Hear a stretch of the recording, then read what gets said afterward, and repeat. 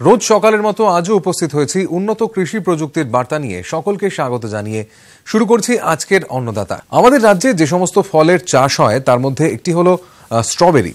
শীতকালে এই ফলটি রাজ্যের বিভিন্ন এলাকায় বিক্ষিপ্তভাবে চাষ করা হচ্ছে। এই ফলটির চাষ আরও বেশি এলাকা জুড়ে করার জন্য চাষিদের উৎসাহ দেওয়া হচ্ছে।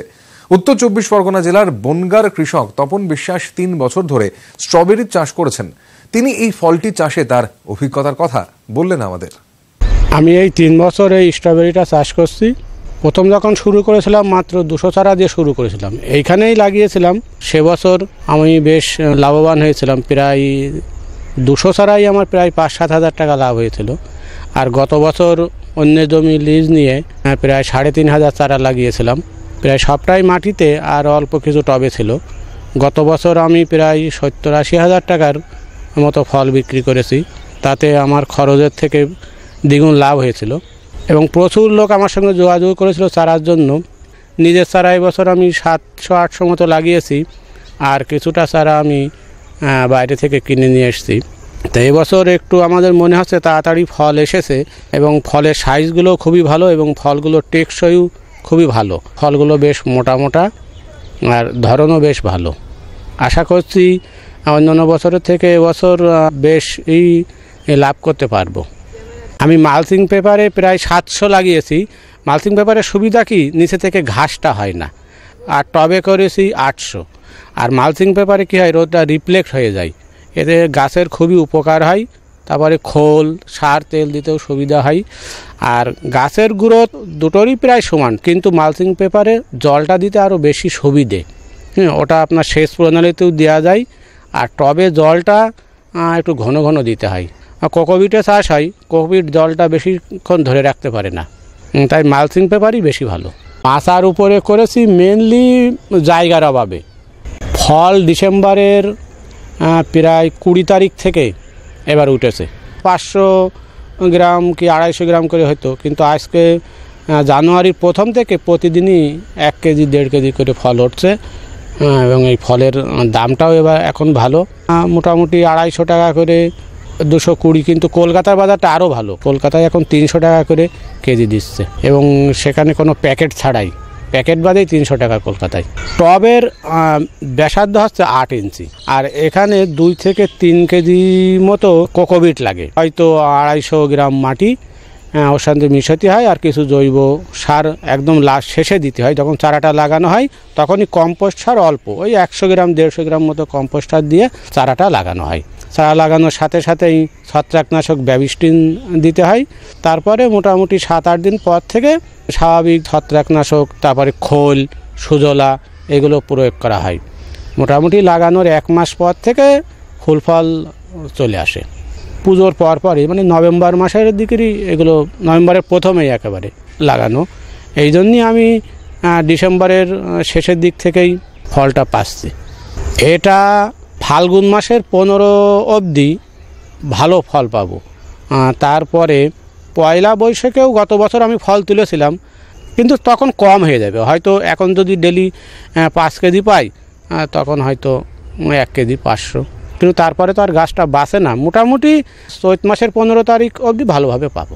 ১৫০০ চারা যদি আমি বাঁচিয়ে রাখতে পারি জুন জুলাই অবধি, তাহলে ১৫০০ চারার থেকে আমার মিনিমাম ৬০০০ চারা হবে। সেই ৬০০০ চারা বিক্রি করলে মার্কেটে তো অনেকই দাম, ১৫-২০ টাকা করে হলেও অনেক টাকা।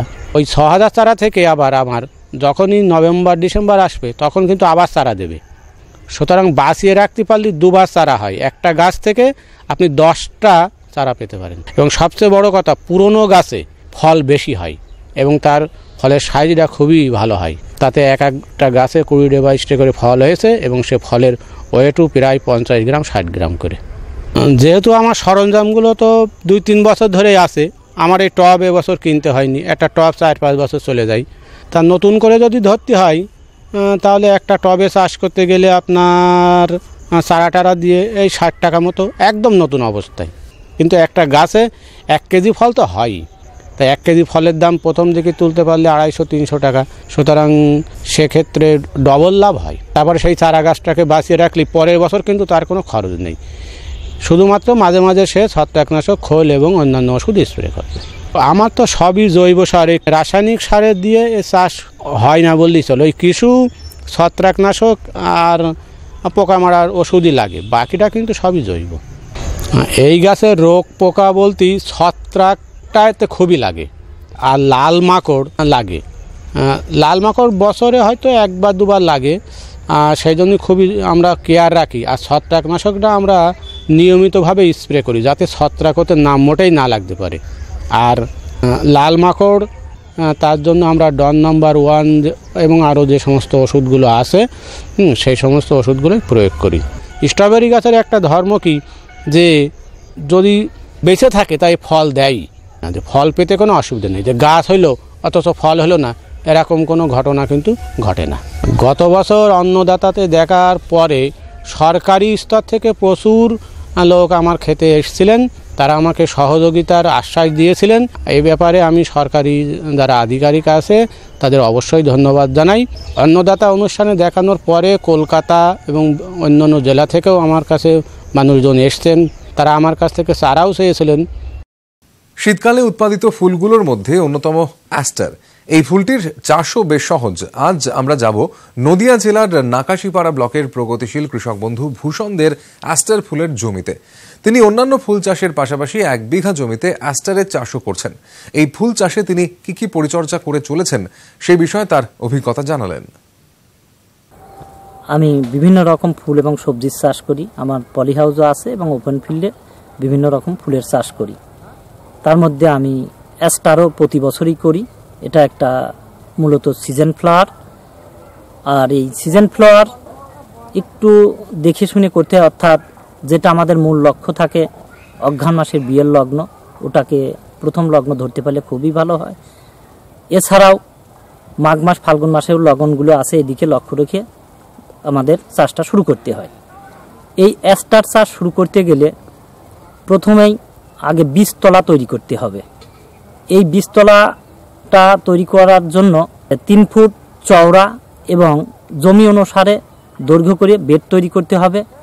স্বাভাবিক মাটির চেয়ে 6 ইঞ্চি বেডটা উঁচু রাখতে হবে এবং এই যে ত্রিপল, হালকা ত্রিপল দিয়ে এটাকে ঢাকার ব্যবস্থা করতে হবে।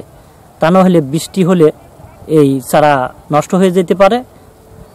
অঘ্রাণ মাসে যদি আমরা বিয়ের লগনও ধরতে চাই তাহলে আমাদের বীজ চারাইতে হবে আষাঢ় মাসের শেষ থেকে শ্রাবণ মাসের প্রথম সপ্তাহে, এবং যখন চারার বয়স ঠিক 30 থেকে 40 দিনের মধ্যে আসবে তখন আমাদের চারাটা মূল জমিতে নিয়ে যেতে হবে।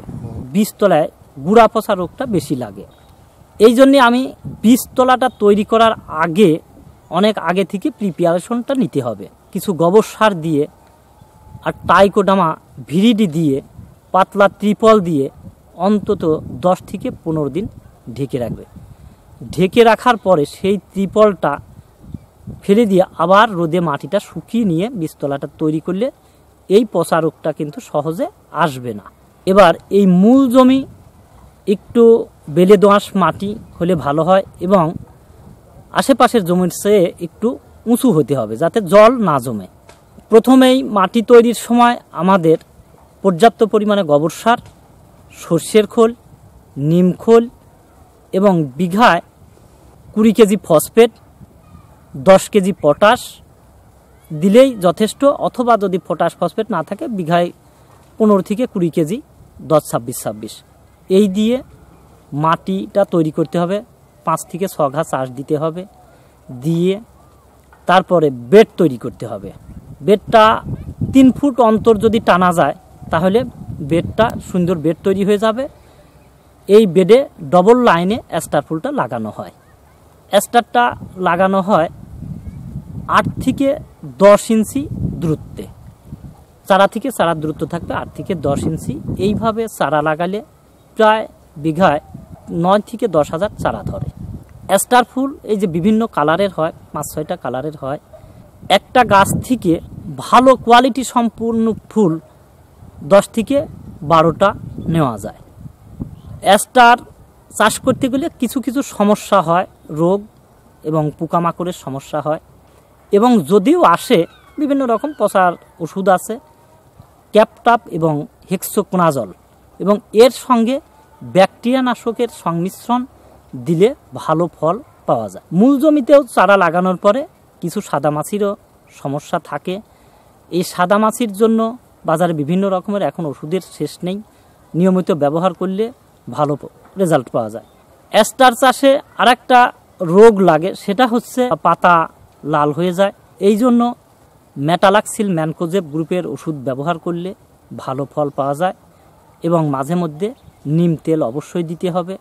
এর শিকড় আপনি যতই সার দেন, এর শিকড় সবসময় উপরে থাকে, নিচের খাবার নিতে পারে না। এই জন্য মনে রাখতে হবে চাপান সারের উপর খুব জোর দিতে হবে। চাপান সারের সঙ্গে তখন একটু নাইট্রোজেন বেশি পরিমাণে ব্যবহার করতে হবে। এবং এখন যে সমস্ত যে ওয়াটার সলিবল ফার্টিলাইজার পাওয়া যায়, অর্থাৎ 19-19, 14-44 মাল্টিকে নামে বিক্রি হচ্ছে, অন্তত 10 দিন অন্তর দিতে হবে ফুল আসার আগ পর্যন্ত। এবং ব্রণের দিকে খেয়াল রাখতে হবে। এইভাবে পরিচর্যা করলে ফুলের কোয়ালিটি ভালো পাওয়া যায়। ফুলের যে স্টিক, এই স্টিকটা যত বড় হবে বাজারে চাহিদা তত বেশি। এই জন্য হিউমিক অ্যাসিডের উপর একটু জোর দিতে হবে। এটা ফুল আসার আগে থেকে স্প্রে করতে হবে এবং ফুল আসার পরেও স্প্রে করা যায়, 15 দিন অন্তর এটা স্প্রে করা যায়। এইভাবে করলে ফুলের কোয়ালিটি এবং গুণগত মান ভালো থাকে। অঘ্রাণ মাসের প্রথম দিকে বা অঘ্রাণ মাসে যে সমস্ত বিয়ের লগন, তখন 4 টাকা, 5 টাকা, 6 টাকা পর্যন্ত পার পিস বিক্রি হয়েছে। অ্যাভারেজ লোয়েস্ট বাজার যদি 1 টাকাও পাই, তাহলে 80,000 ফুল হবে, 80,000 টাকা বিক্রি হবে। খরচ 20 থেকে 25,000 টাকার মধ্যে যথেষ্ট। যদি কারো চারা বাড়িতে তৈরি করা থাকে, চারা কিনতে গেলে সেখানে অসুবিধা। এগুলো আমি যেমন চারা বীজ বাড়িতে তৈরি করি এবং বীজ ফেলি, ওখানে কিন্তু একটা বড় সেভ। তাহলে এই সিজনাল ফুলে আপনার 50 থেকে 60,000 টাকা লাভ করা সম্ভব। এটা হচ্ছে সবচাইতে ন্যূনতম এবং এই সংখ্যাটা কিন্তু অনেক বেশি হয়ে যেতে পারে। এই অনুষ্ঠানটি আপনাদের কেমন লাগছে? আপনারা আর কি কি দেখতে চান জন ডিয়ার অন্নদাতা অনুষ্ঠানে? জানিয়ে চিঠি লিখুন। আমাদের ঠিকানা Annadata, news 18 Bangla, Godrej Waterside, tower 1, Salt Lake sector 5, Kolkata 91। অনুষ্ঠানটি আজকের মতো এখানেই শেষ করছি। আবার দেখা হবে কাল সকালে। নমস্কার।